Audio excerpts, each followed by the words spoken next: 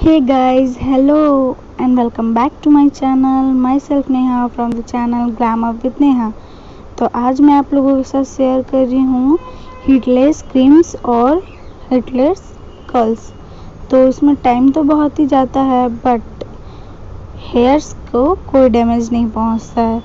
Hairs बहुत ही अच्छे होते हैं। रात भर में बैठ कर चोटियाँ बनाती रही, बस मैंने सिर्फ सामने के बाल को चोटी किया था, यानी कि ब्रेड किया था। उसके बाद मेरे एक सूट थे, इसके लिए मैंने इसे किया था। तो मैंने आप लोगों के साथ ये शेयर कर दिया कि किस तरीके से ये होता है। ये मैंने सेकंड टाइम अपने ऊपर में ट्राई किया है कि होता है या नहीं। तो आप लोग इसे देखो, और अगर आप मेरे चैनल पर न्यू हो तो please subscribe to my channel and don't forget to press the bell icon for never miss an update of my latest and newly uploaded videos.